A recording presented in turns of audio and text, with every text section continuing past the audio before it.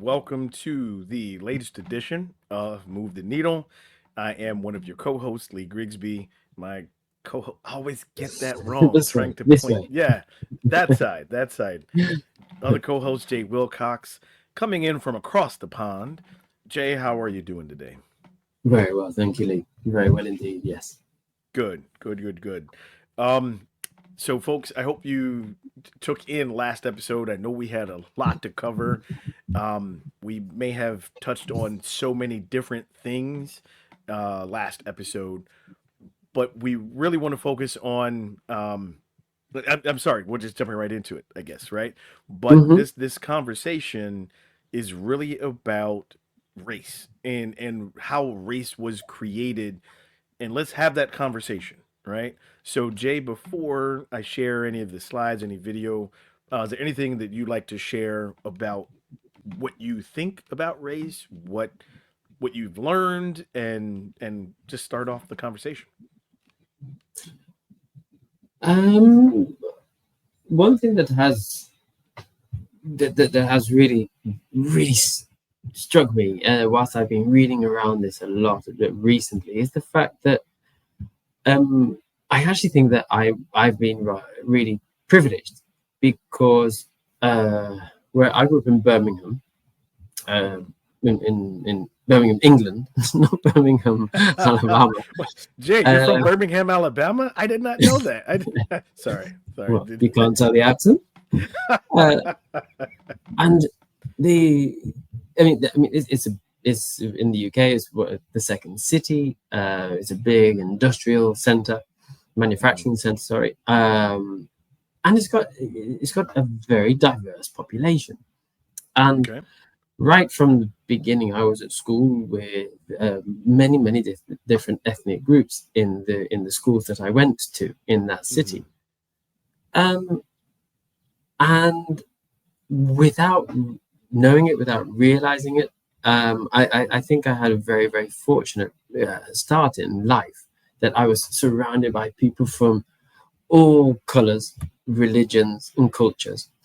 Sure. Um, and from a very young age, where you don't question because as people, as humans, we're actually entirely accepting of other humans. We're actually we don't actually see the different colors of our skin as a problem as children. We don't. That's something that's taught as we grow older, and that's the thing that I'm very grateful for. I'm very Hmm. grateful that I had that start in life.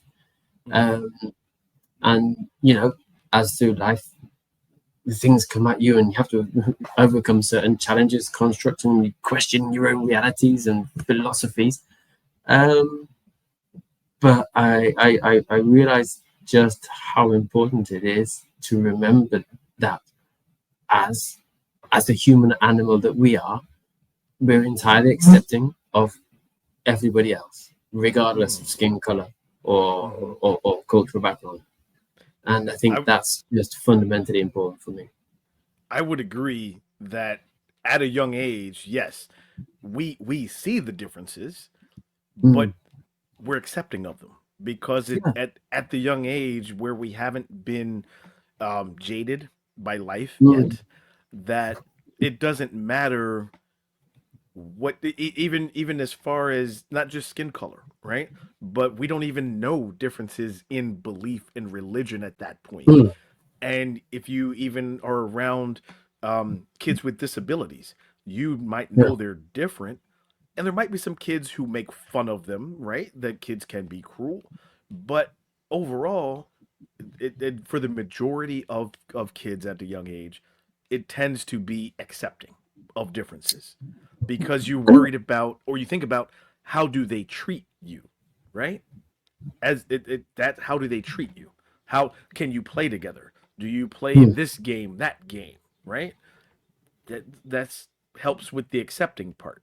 So I agree with you that um and you said something very poignant as well, the human animal that we are. mm, Um I'll touch on that later when we start when we dive into slavery and the differences of slavery.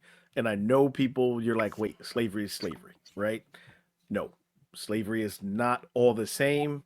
Mm. So, No, um, not at all. Not at all. without further, oh yeah, what would you like to add before I go ahead and put the slides up? Um, no, probably the only other thing which is quite curious there is that yeah, we I was talking about as children, but I think even as adults, you mentioned about being jaded, or and Mhm. unfortunately, we do become influenced by ideas and slogans and conditioning as we grow.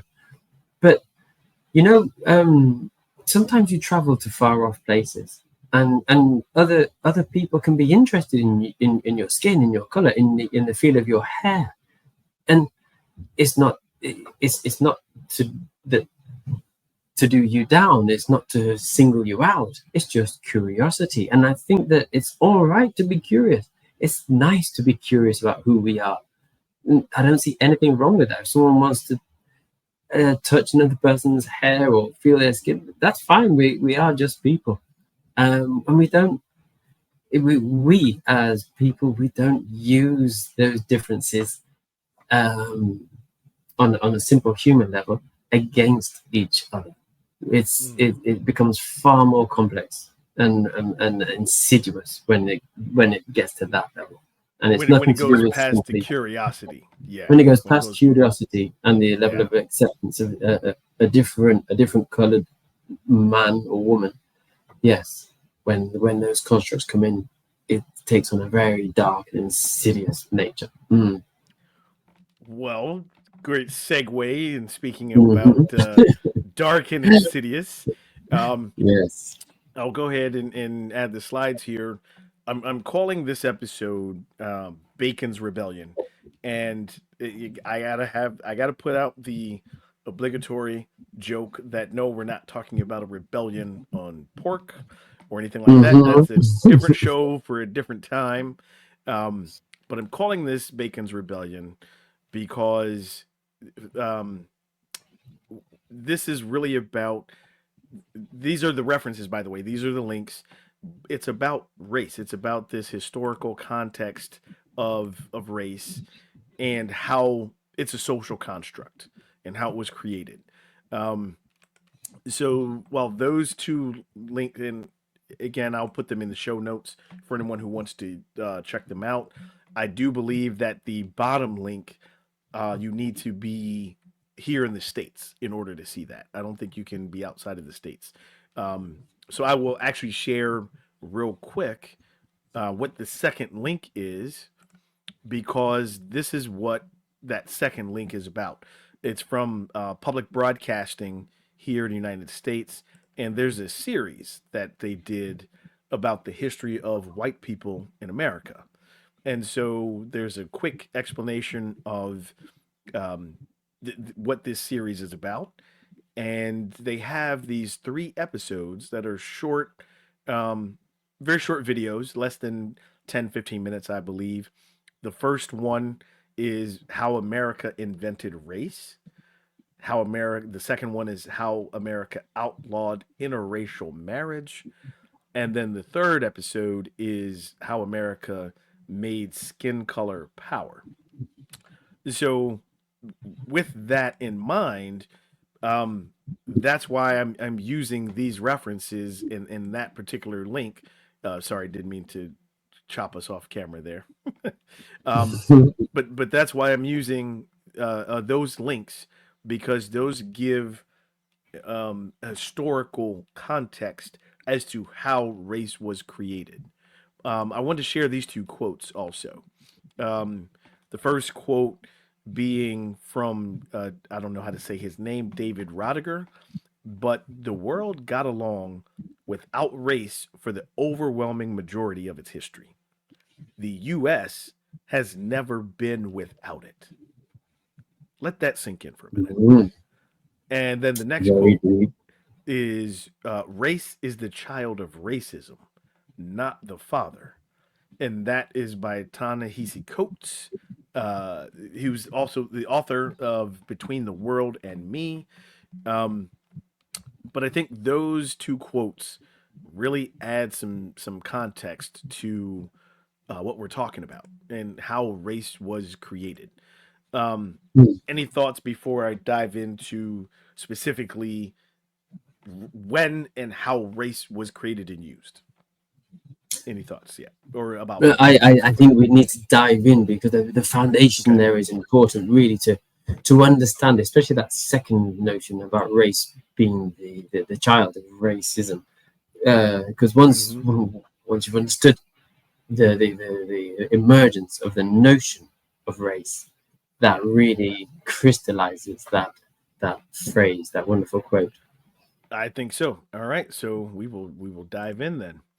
Um, Race is a human invented shorthand term used to describe and categorize people in various social groups based on characteristics like skin color, physical features, genetic heredity. Race is not a valid biological concept. It is a real social construct that gives or denies benefits and privileges. The American society developed this notion of race early in its formation to justify, and here we go, folks. You've heard me say follow the money, right? So again, the American society developed this notion of race early in its formation to justify its new economic system of capitalism. And that new system depended on the institution of forced labor, especially the enslavement of African people. More accurately, or to more accurately understand how race and its counterpart, racism, are woven into the American society, we have to explore the history of race, white privilege, and how anti blackness came to be. So, this concept of race, as we understand it today, it's evolved and it's changed, especially here in the United States, and it's deeply connected to white and slave, those words. But the words race, white, and slave were all used by Europeans in the 1500s, and they brought these words with them to North America. During the 17th century, European enlightened philosophers based their ideas on the importance of secular reasoning, rationality, and scientific study, as opposed to faith based religious understandings of the world. These beliefs, which evolved started in the late 18th century and flourished in the late 18th century, argued that there were natural laws that governed the world and human beings. Over the centuries, this false notion of white people became inherently smarter, more capable, and more human than non-white people became accepted. The the categorization of Yay. people became a justification for European colonization and subsequent enslavement of people from Africa. So let's just pause there for a minute and digest some of that because that's quite a bit. Um, but yes, so the race is a social Mhm. construct that was created to categorize people and create this illusion, if you will, that different categories were better or worse than the other categories. And depending on which category you fell in, you had privileges or then you were denied privileges. I Mhm. turn the floor over to you, sir. Well, of course, and that the the idea there, as it was mentioned in the slides, there were Mm-hmm. behind this categorization. Mm-hmm. We had that separation of white or non-white, because I think initially it was I'm right in saying it was white and non-white rather than sort of white and black. Correct. Um, Correct. And even the what we might ordinarily now call white or white Europeans, the white males, what we see as white males, didn't consider themselves white. Is that right? Because it That was that that is correct. Well, so great segue. We'll get there. You're but absolutely right with that. I do want my to mention also how the philosophers, like as I said in the 1500s, they started to change, or sorry, in the late 17th century, so 1600s, started changing their philosophies into the natural laws, right? They went away from the religious or faith based, man, I cannot talk today, the faith based ideas that um so I'll put it, this might be an unpopular opinion, but when we start talking about the wars over religion, Christianity has been one of those religions that I don't know other way to say it other than twisted, right? It's been twisted to you for personal gain. If you looked mm, at Christianity at its core, Christianity is about what Christ did. And I'm making it real base first of all, right? Because the other difference is that Christianity, okay, we won't dive into that because we don't have the time. That's a whole nother show. But Christianity has been warped and twisted for personal gain.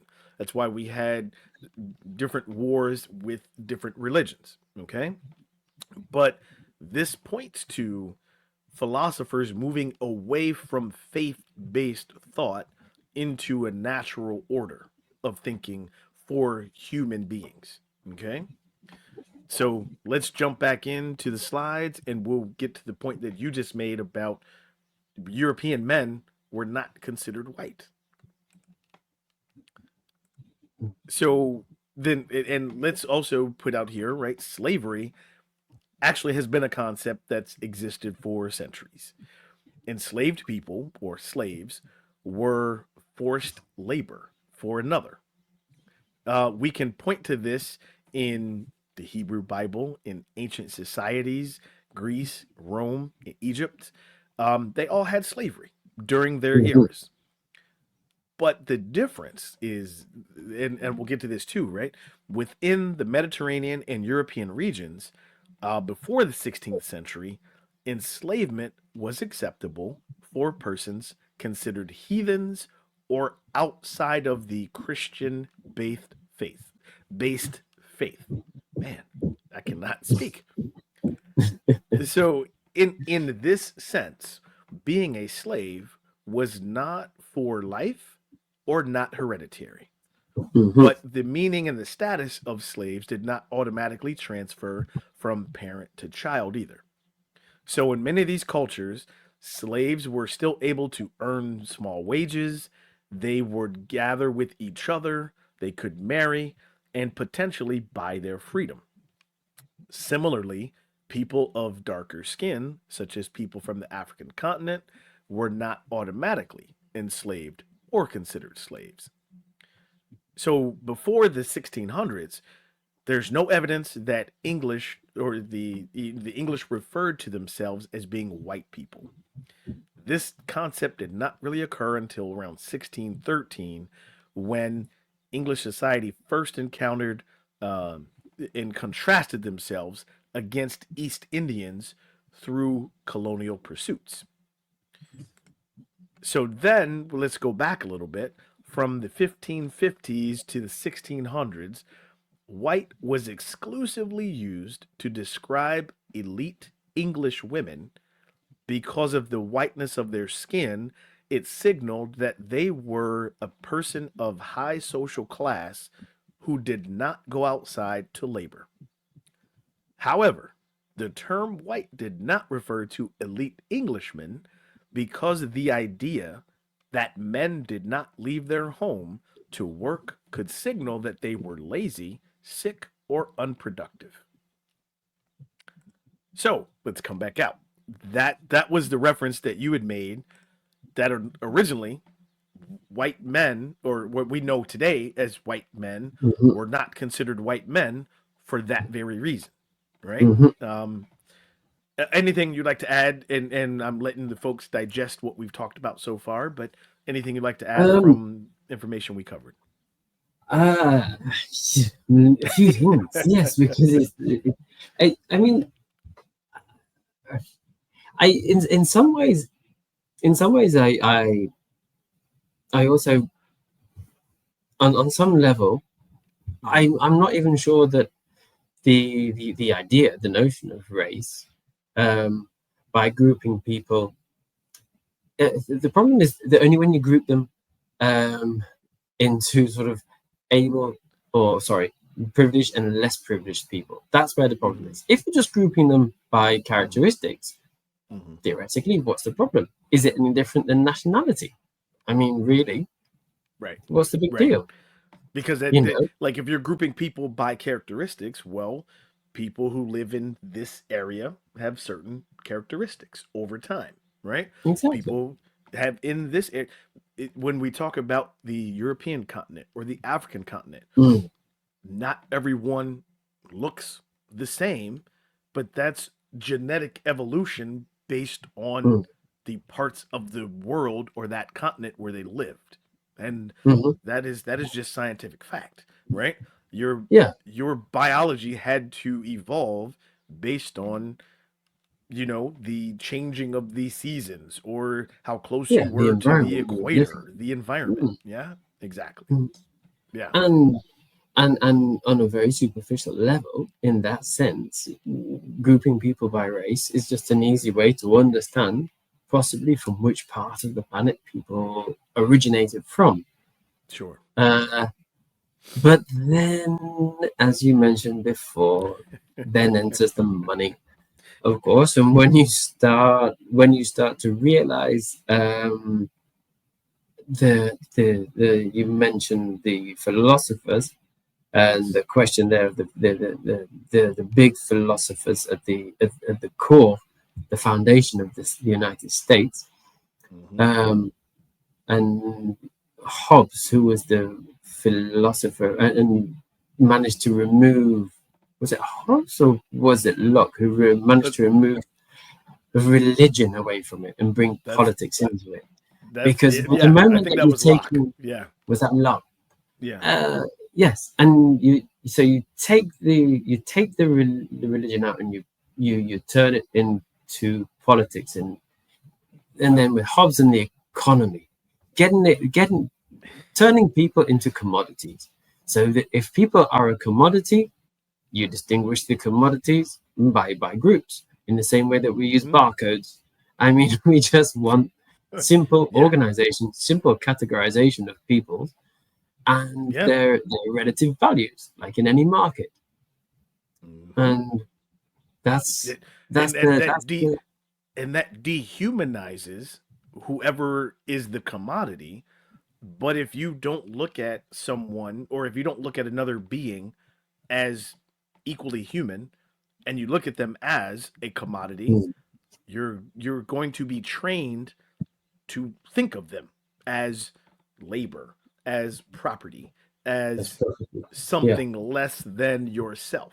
Yeah. exactly, And the one exactly, thing I yeah. want to point out too is I mentioned this before we started.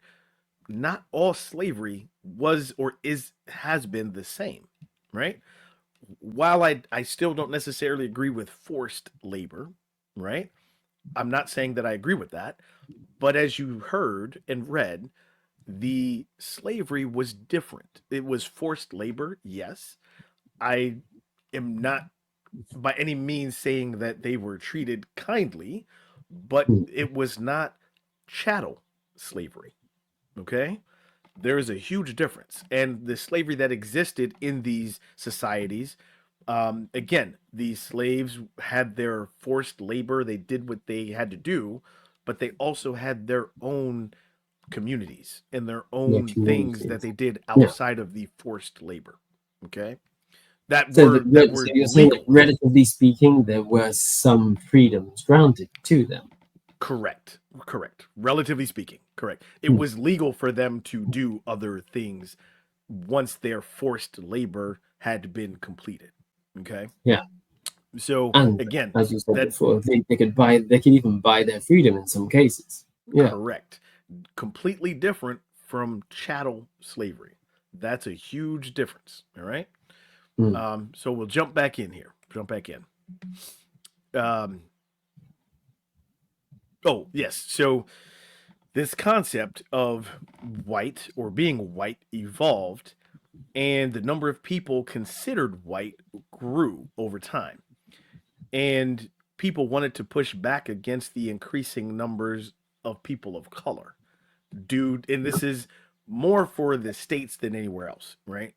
Or the then what soon to be United States. But people wanted to push back against the growing numbers of people of color due to emancipation and immigration. So this quote is interesting too.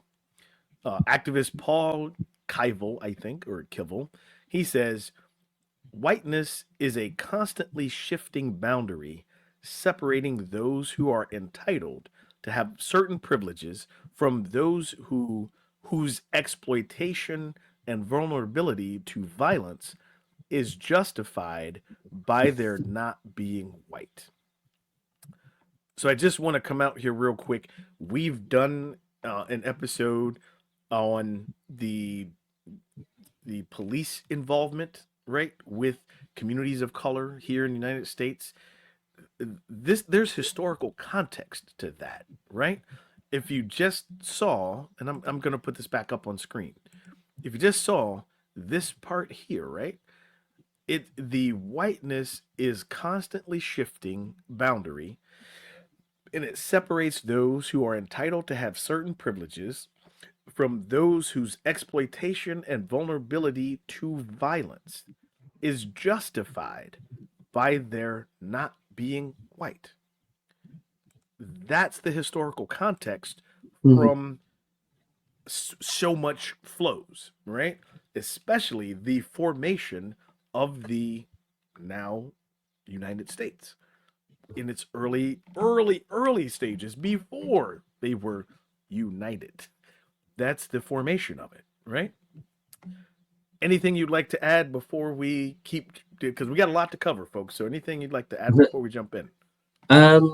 Let's get to the next slide before I make a comment. All right, there we go. So now we're starting to get into the colonization era. Okay, European colonists used the word white to refer to people who looked like themselves, but grew to become entangled with the word race and slave in the American colonies back in the mid 1660s. The elites created races of savage Indians, subhuman Africans, and white men. Keep that in mind, folks. The elites in the American colonies in the mid 1660s created three races: savage Indians, subhuman Africans, and white men. The social inventions succeeded in uniting the white colonists, dispossessing and marginalizing the native and indigenous people, and permanently enslaving most African descended people for generations. Tragically, American culture from the very beginning developed around the ideas of race and racism. Okay, lot to unpack there.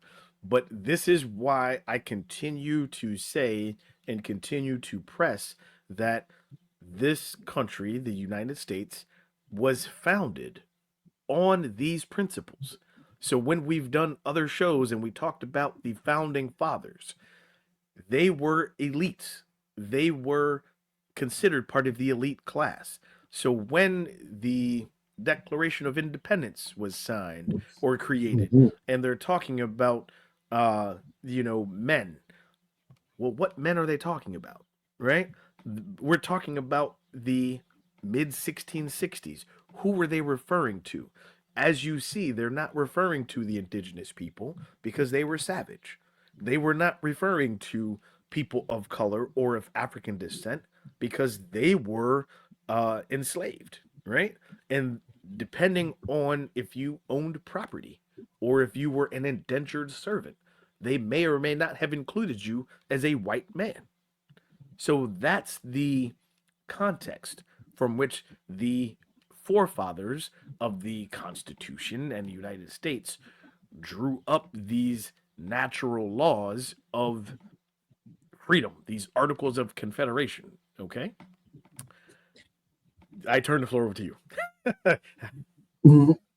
Simply that the other important thing to keep in mind is the fact that uh, there, there is this amazing chasm of, uh, in terms of the meaning. I mean, on one side, there's natural right of man, Mm-hmm. and then the notion of liberty. Mm-hmm. Bringing those two together, whilst you have slavery existing, it just seems entirely implausible. It's totally contradictory ideas. Yet they managed to make it happen. But that was also because, I mean, Yeah. not until relatively recently, right? That in the Constitution, uh, non-whites were not even actually accounted for in the That U.S. Constitution. that is So, correct. That is if correct. they're not even included as people because they are property, then it's in, you know, it fits with the philosophy. And the other 100 thing here you're 100%. saying, yeah, about the language use there, the savages or subhuman. Mm-hmm. It's so important because language, labels, this is just constant. This is building up. This is the marketing, and this is how you create the national mentality and a subsequent normalization of an idea. Yes. And that's why it's so dangerous. And dare I say, today, a certain leader on this very same planet who is talking about, violent immigrants, dangerous dog-eating immigrants, and it's this type of thing which causes the foundation of generations of hate, mistrust, and danger for us as people. I couldn't have said it any better, right? Language is important, and by tapping into the language that resonates with people's anger and frustration, that's how you then begin to propagandize these social constructs that keep elite elite Hmm. and keep those who are not elite below. That is exactly how it's been done and continues to be done. Um, let's jump back in here because we've got a little bit more to cover. So here we go. By the late 1600s, significant shifts began to happen in the colonies. As the survival of European immigrants increased, there were more demands for land and for the labor that needed to procure this wealth. Indentured servitude lost its attractiveness because it was economically less profitable, and to utilize servants, it was, let me say that again, it was economically less profitable to utilize servants of European descent. So what do I keep saying? Follow the money, right? Follow the money. That's why indentured servants were no longer attractive. It was not profitable. This really illustrates the difference. Um, like the before the mid 1600s, this talks about the how the colonization or the colonies used enslaved people, indigenous people, and European indentured servants. but there was still some, if you will, civility, right? Servitude in slavery was not hereditary. It's what we talked about, right? You could potentially buy your freedom. Um, and then after the mid 1600s, that's when the focus began to change. And as you heard me just mention, the indentured servitude went away because it was no longer profitable. And as you already heard us say, there these three races had been propagandized and coined over in the colonies: the savages, the subhumans, and the white men. Okay, so now moving on, this significant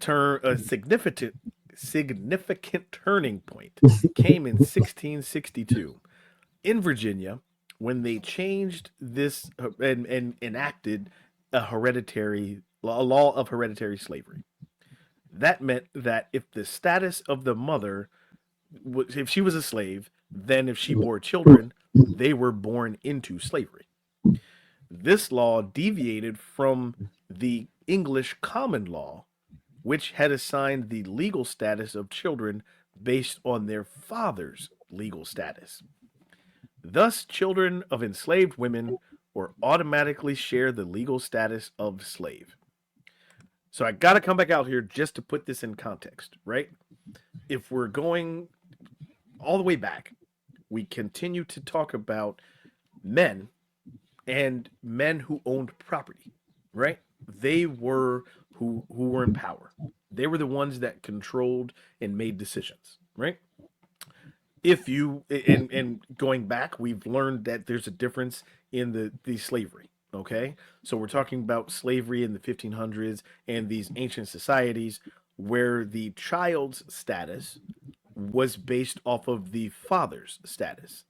So if the father was not a slave, and if the father was, say, an indentured servant or a property owner, but poor, not necessarily elite, the child's status followed the father's status. Okay? As we now see in the colonies in Virginia in 1662, they changed that law that went away from the English common law and changed it so that it followed the status of the mother.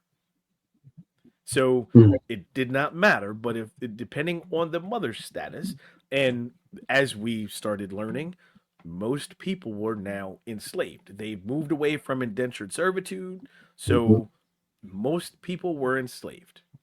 I just Well, wanted to essentially, really every single child of African Afri- descent after that point was a slave. born into slavery. Absolutely. And that's what this came to, right? So now in 1667, the last of the religious conditions that placed limits on servitude was erased by another law that Virginia created. This new law, it deemed that it was legal to keep enslaved people in bondage even if they converted to Christianity. So with this, the justification for black servitude changed from a religious status to a designation based on race. I don't want to talk about Bacon's Rebellion just yet, but just that change alone, right? We'd already talked about the religious aspects of power in Christianity, and the European philosophers started moving towards natural law and moved away from faith based law, right? Well, as we see, Virginia turned the clock back in the 1660s. 1662, they created a law that based the child status on the mother status. As we know, most indigenous and African descended folks were enslaved, and in 1667 they did away with the religious component of slavery, right? So that is the basis for the American culture. That is the basis that the US, the United States of America, was built on. That's the foundation. That's the foundation. Yes. Yes. I'm turning it over to you. Any comments? No, What would you like to add? Yeah. I'm just thinking, talking about the foundation of the United States, the foundation, those founding philosophies and the philosophers. Thinking about Hobbes and his understanding of rationality, the understanding of rationality, and seeing the savages, the subhumans, as irrational and Mhm. consequently lesser lesser humans, basically. But Yeah. then, of course, um, this it's all very contrived, isn't it? It's horrible how contrived this whole thing is, and how you can take these ideas and and just by weaving your own sort of nasty interpretation Hmm. of philosophies and ideas, they managed to actually bring it into the simplistic notion of the marketplace. So Yes. you've got you've got commodities as humans. You've got commodities, and at that time, when you introduce rationality and you take religion out of it, it all becomes about survival Hmm. and surviving in the marketplace. Uh, well, as you just said, that is the foundation of the states. I mean, capitalism, surviving in the marketplace. That's Yeah. exactly what the United States is all about. Yeah. And even if that means trading in humans. Yeah, and 100%. That is real.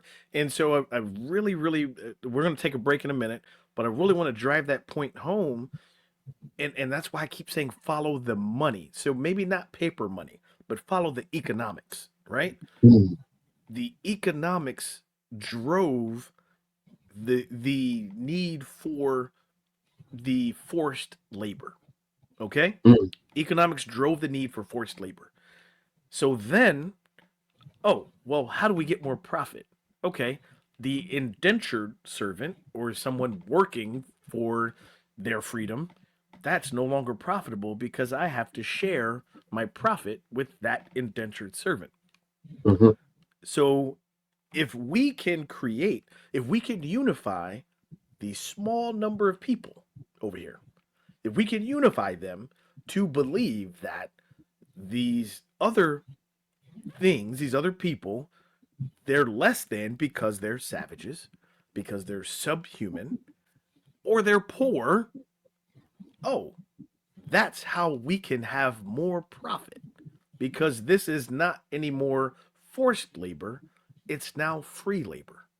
mm, Oh, and wait a minute. How can we keep that system going? Oh, okay, let's change the actual law and go from, well, if any of the women have children and if they're enslaved, their children are now born into slavery.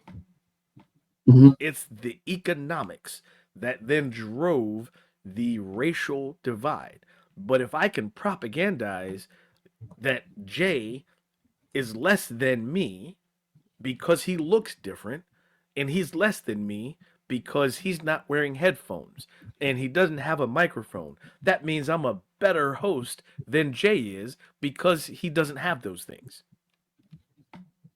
Does that make sense, logically speaking? But if I say it enough, if I say it loud enough, and if I keep pushing that, well, I'm the host, that's your co host. If I say it enough, people believe Yeah, I'm already starting to feel a bit inferior, actually, Lee. I think we need to change the subject. it. On that note, we'll take a break. I'll let Jay get his headphones. I'll let him get his Yeah, microphone. thank you. But let's take a break, digest all of that, and when we come back, we're going to dive into Bacon's Rebellion, which is really a huge turning point in moving forward with race. So stay tuned. We'll be right back.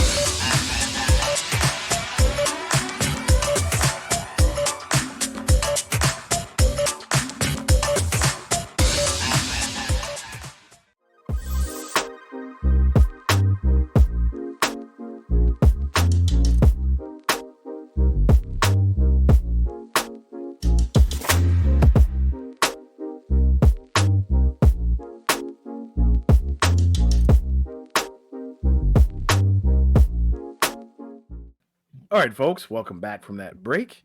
And just to let you know, while we were in the break, there were technical difficulties that happened that you know nothing about.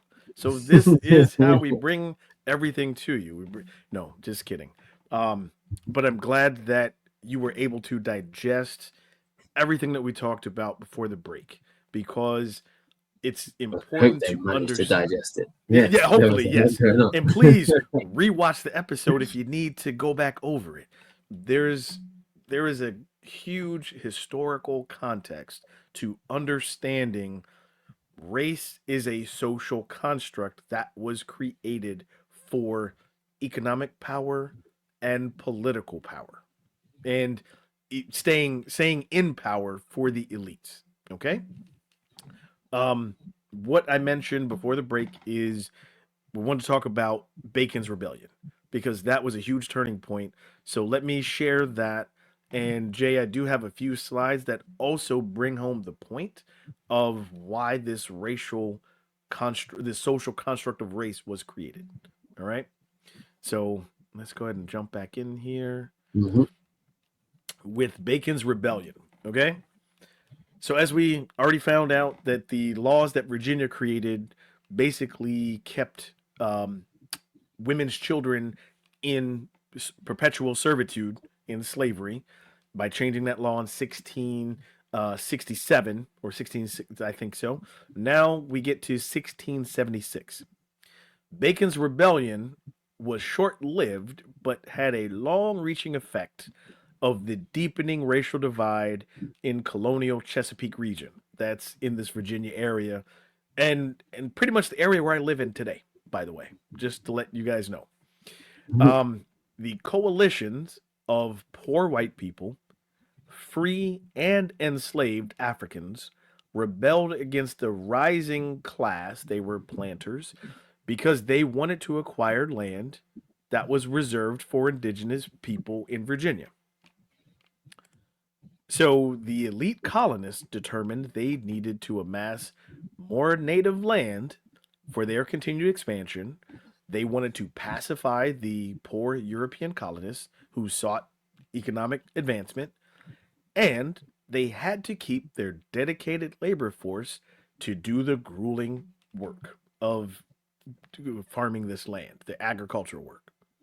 So by the mid 1700s, the new laws and societal norms linked Africans or people of African descent to perpetual labor, that is slavery, and the American colonies made formal these social distinctions among its people based on appearance, place of origin, and heredity. The Africans' physical distinctiveness marked their newly created subordinate position. To further separate the social and legal connections between lower class whites and African laborers, the enslaved or free, laws were put into place to control the interaction between two groups. These laws created the hierarchy based on race. So, as we were saying before those slides about Bacon's rebellion, that was key because you saw it as it termed it coalition, right? Mm. People started rebelling against the elite class. So it was poor whites, it was free African descent people, enslaved people. They were like, wait, now here's what's interesting about that Bacon's rebellion, and you guys can look it up for yourself and find the facts about this rebellion. This land, excuse me, that was for the indigenous people was being fought over by the enslaved, free African descent, and the poor white people.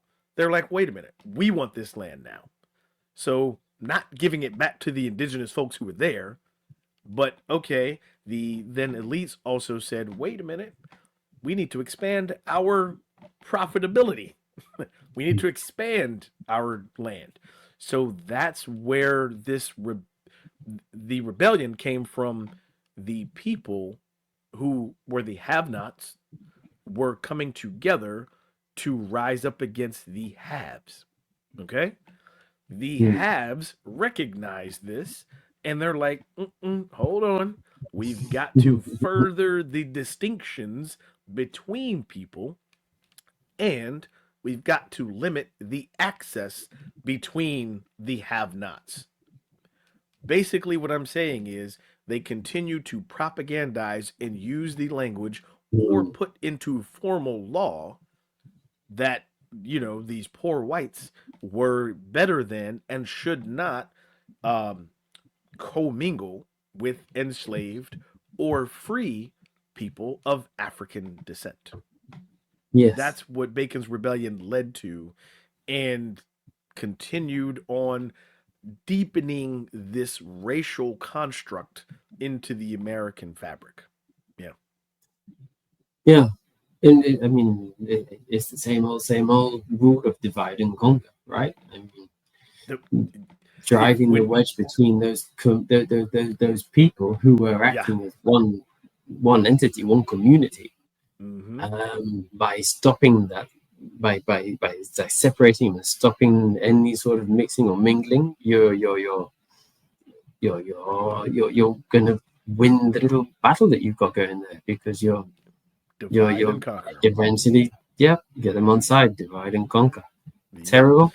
Terrible, terrible thing, which obviously just worsened the whole situation for those Yeah. Well, and African again, and, communities. and I want people to really understand it now. If you haven't remembered or heard or understood, I am a U.S. citizen, born here in the United States. I love being in this country, but I also understand how the country was born, how it was formed. I am not disillusioned by the forefathers and what they created. Now, that's why over the years there have been amendments Mm. to the US Constitution. But let me be clear, it was framed with these very things in mind, right? I want people to understand the forefathers were elite. Yes, they left the England in order to, don't believe that it was they don't believe the main reason was religious persecution. Okay? There was some of that, yes, but don't believe that was the main reason. Don't believe the main reason was for exploration, right? Let's see what's out in the world. The main reason, and you will hear me pound this until the days are done, economic freedom. Mm. Follow the money. So when they got here, oh, okay, there's no more land over there. I cannot change my status economically and become more elite or more wealthy.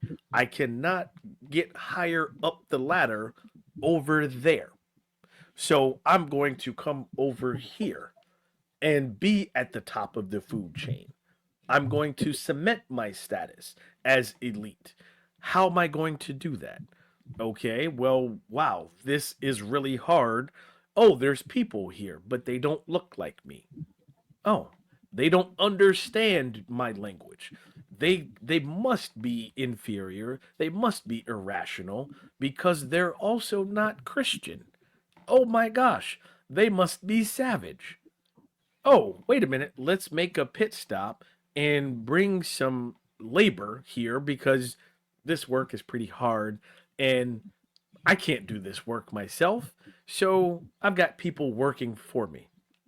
Oh, wait, but if I look at them as people, that means I have to pay them. That means they may actually have feelings and emotions like I do.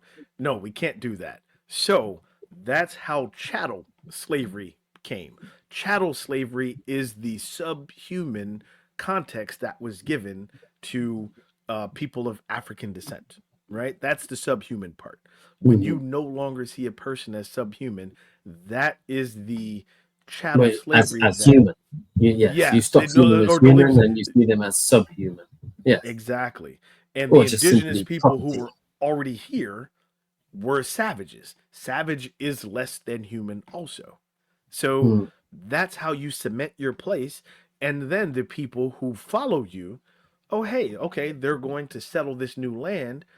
that look like you, right? That resemble you, but you're outnumbered. Well, let me see if I can bring all those people together who look the same, because those people, the savages and the subhuman, they are beneath us. So we need to band together in order to maintain our way of life. That's it. That's it in a Well, nutshell. maintain and improve our, Oh, oh, hopefully improve our economic our state. our way of life. Yeah. Mm. So let me play a couple of videos, and then we can discuss them after we play. So hold on, I'll play this one. Again, the whole history of America is the history of rich white men telling not rich white people that their enemies are black and brown. It starts in the colonies of what would become the United States. Let's remember, during the colonial period, mid-1600s, there was no such thing as white people. I know some people who are now called white find that shocking, right? Because they think whiteness is real, right? But whiteness was created. Europeans didn't call themselves white. We didn't call ourselves white. We weren't all members of one big happy family. Are you kidding? Have you studied the history of Europe? The history of Europe was about killing each other. That's what we did in Europe. We just killed each other before we figured out there were other people to kill. We just killed each other, right? I mean, that was the history of Europe. The English hated the Irish, right? Northern Italians didn't even think that Southern Italians were Italians. The Germans hated everybody, and everybody hated their ass right back, right? There was no team called white, no race called white, but all of a sudden, in the middle of the 1600s, there was. Why? Why was it suddenly necessary to create this thing called the white race? Well, because rich people can count, that's why. And so rich folks looked around, the ones that owned all the land, you know, in the colonies, the colonial elite looked around and they realized something, that they were heavily outnumbered by African enslaved folks, by European indentured servants who were just one level above a slave, or other Europeans who weren't technically indentured servants, but they were still peasants, didn't have any money, didn't have any land, and they could do the math. They added. So they could do the math. Now, I want to get, I'm trying to find his whole presentation, by the way. I forget his name, but when I find it, I will share it with you, and then I'll share it on our next episode. But he did a presentation at Stetson College. That's what that presentation was about. Let me play one more, unless you have any comments about that clip. No, I mean, it's rather a hurried summary of European history, which was a little bit. he did kind of breeze through that a bit. Yes, the poor Germans got a terrible rap, which I'm not sure is entirely fair, but there we go. Very true. Very true. but yes, essentially, it's as we are trying to stress through this whole thing. It's not about color. It's not about differences. It's not about race. It's all about economic superiority. That's what it is. Absolutely. Why superiority is essentially economic superiority. That's all it comes down to. Yep. So then this is a clip now that hits home for today's world. All right. So let me play this. Hold on. I don't know how it is you voted for Donald Trump when you're so into facts, because his entire campaign is not based in facts. It was all based in propaganda and emotion. I voted for Donald Trump for one reason only. His policies, if implemented, would slow the dispossession of whites in the United States. If you were to deport all illegal immigrants, if you were to think very hard about letting in any Muslims, all of this would slow the rate at which whites are becoming a minority. Why are you so worried about the white dispossession of America? Because I want my people to survive. Is that so strange? We don't control China. We don't control any place where whites are not a majority. And if we become a minority, we will not control our own destiny anymore. I grew up in this country as a minority, as the children of immigrants. I was their first child born in America. And while I didn't have much possession or didn't much control, I really enjoyed myself. You say that you wouldn't want me in this country? At some point, when my ancestors built this nation, They did not build it with the intention of giving it away to Mexicans or Chinese or Haitians or to anyone else. Do you consider it, you keep saying your ancestors built this country, you Right. consider that a fact? Who else built it? Black people, Native Americans, Chinese people who came and built the railroads, Do you think none of that could have been Italian achieved? people. But they're Europeans. So embarrassing. So embarrassing. I'll let you go first. No, I mean, Any thoughts or comments on that? oof, it's disgraceful. I don't know who that gentleman is. Yeah, I don't remember guys know who he he is. was with the interview. Yeah, I'll But try to find that as well. But nonetheless, I mean, it's a discourse that you hear a great deal. I think the wonderful stupidity in all of this is our notions of my people, our great country. I mean, obviously, we're in the context of US. A nation built on immigrants, refugees, people fleeing. So I don't understand where the notion of my people comes from. Secondly, whose country? Yes, and that young man made a very good point. The building of that country. It's laughable. It's frankly laughable. And the curious thing, as always, is that if there's one thing that we see in Europe and in the US, the diversification of our populations, the mixing of nationalities, languages, cultures, actually only strengthens our countries, and that diversity is okay. It comes with complexities. It comes with some issues, but fundamentally, it's a massive strength, and that's been shown in every sense, in terms of our economies, in terms of our ability to become more accepting, far more accepting people, a better nation in many cases. Tolerance, religious tolerance, cultural tolerance, political tolerance, and all of that, if we're really interested in money, is positive, because that has a positive effect on the economy. I mean, it's crazy. You're right. If you're interested in building wealth communally, then yes, the diversity is definitely a part of that, because it brings everyone up, right? And I love that interview because it hits home to the fact of the historical context that we've tried to have this conversation around. The elite wanted to, and want, even now in this day and age, want to stay elite. In order to do that, they use the propaganda of language or the smoke and mirrors to say, hey, look over here while I get to profit over here. But I'm going to distract you with all of these things over here, right? The illegal immigrants coming into the country, all the things that the guy was saying. I did not hear him say that I like Donald Trump as a man. I did not hear him say that I appreciate him and what he's, none of that. But he's trying to preserve his way of life for whatever that means. And I want to make this clear too. This is the space that we do this in. I'm not judging that man for wanting to preserve his way of life. I'm not going to judge him for that. I can't judge anyone for that. The issue that we are trying to bring to light, that Jay and I are bringing here, is that preserving your way of life, when it puts other lives in danger, that is what becomes the problem.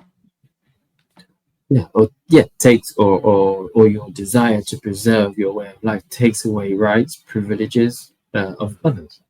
That everyone should have the same access to all those rights and privileges. Absolutely. But one thing that is always quite strange is this notion that, okay, like you said, preserve your way of life. Everyone is entitled to want to do that. Why not? I mean, if you enjoy your way of life, do everything you can to keep it. But we all, if you're playing a sports match, Mhm. and until this point, you've won every match, you've won every single match, and you're on a winning streak, and you're doing ever so well. Mhm. But you think this opponent might beat you. You don't poison the opponent. You don't break his legs between matches. You just improve your own game. You try and improve your own game to get back on top. If you enjoy your way of life and you see your winning streak and you don't want to lose it, you just keep on playing harder. But you don't attack the opponent. You don't take away their chances to still keep on growing and getting better. And that's, In that very context, that's what was done, couple thousand years ago, right? Mid 1500s, 1600s, the breaking the opponent's leg, the poisoning the opponent. That was so. In that very context, you're right. But how do you do that now? How do I maintain my dynasty, my winning streak?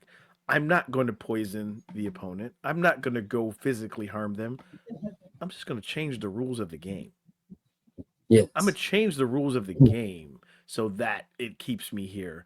And I will keep moving the way that you win so that as the opponent gets better, as the opponent continues to refine their skills, that, oh, wait a minute, the rules still benefit me in my dynasty. That's what we're seeing right now. There was something else I wanted to point out from before the break, the first segment that we did. Um, in the initial the slavery and forced labor, there was something that I failed to mention. The people of African descent and from the African continent, they were brought over for the forced labor because of their skill set. I didn't point that out Yes. enough, but because of their skill set with agriculture, with bricklaying, with building, with all of these things that helped build a society, that's why the forced labor of African descent people was preferred because they had these skills. So I think what we'll do is in future episodes, let's highlight how skilled these current society or current these past societies already were, and then they were brought into forced labor. That's something to really celebrate about other diverse cultures, what they were already doing, right? We want to highlight those things too. But in order to really have an understanding, we had to dive deeply into this social construct of race. We had to do that. Race. Yeah. But look, you're seeing here, we've got this as the foundation of Yes. the United States. We've got race being bandied about as as a term which is used, invented and used to separate people, to maintain oppression, so that you disenfranchise groups and they just enter servitude and subordination.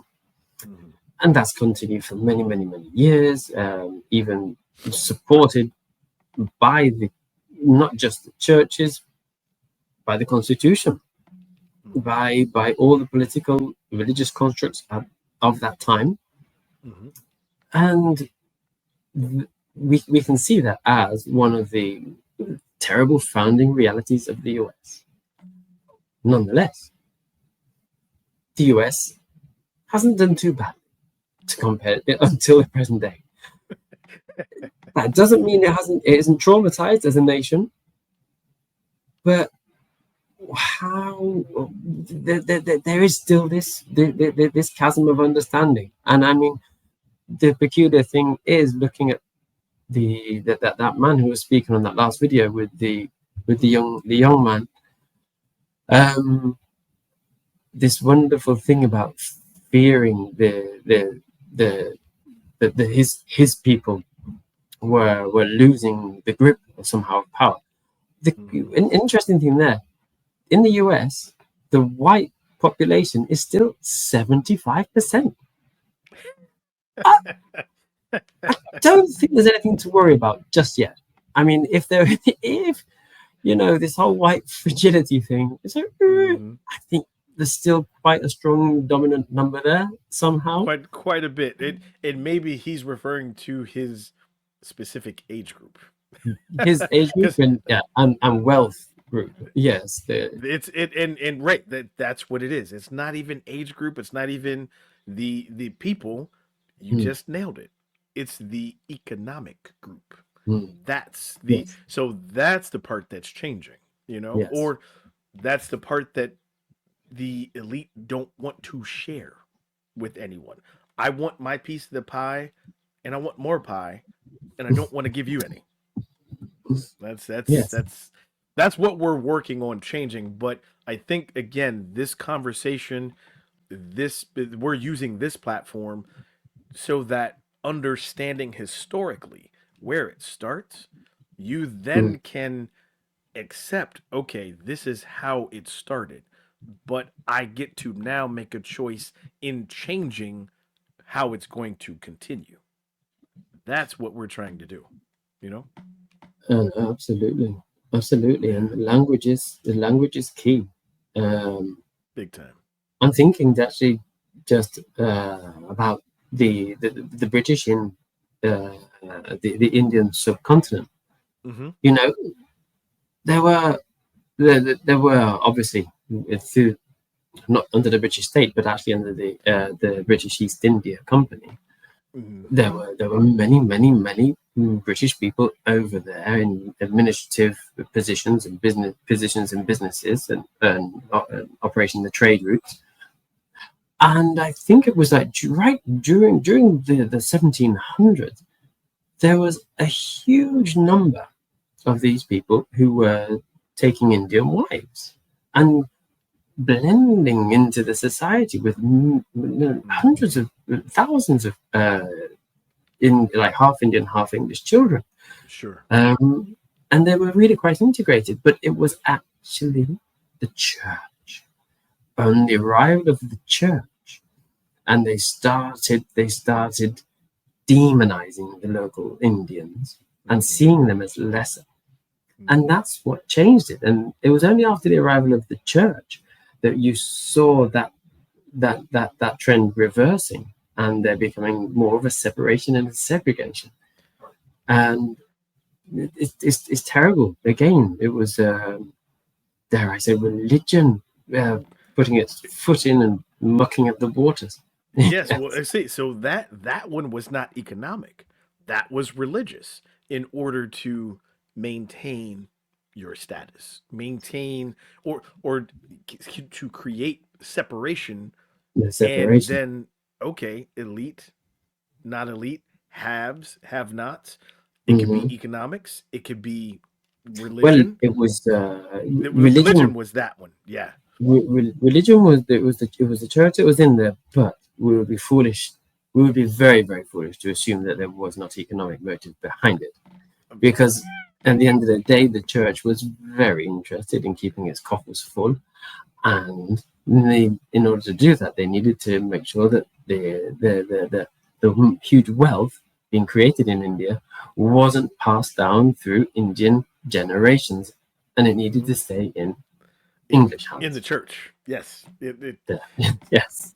I think I know where we're going to for at least another episode, if not more than that. Yeah. But Jay, I've appreciated you in your perspective, and hopefully everyone was able to as really take in this historical context, this information, and you can catch us right there at the bottom. If you go to Spotify, you can search the Live All Good podcast and search for the Move the Needle episodes, or you can go to our YouTube page and definitely find all the new episodes. Even go to the previous episodes, because we've touched on a lot of this previous episodes with previous co-hosts. I'm a constant, but we've had other co-hosts, but we've covered a lot of this information and open the conversation to understanding what is going on at this point Hmm. and how we can move forward by changing what has happened in the past. But no, that's not right. We can't change what happened in the past. We can change what we're going to do in the future. That's how I wanted to put that. We can change what we're going to do in the future by understanding what happened in the past, and that's where we're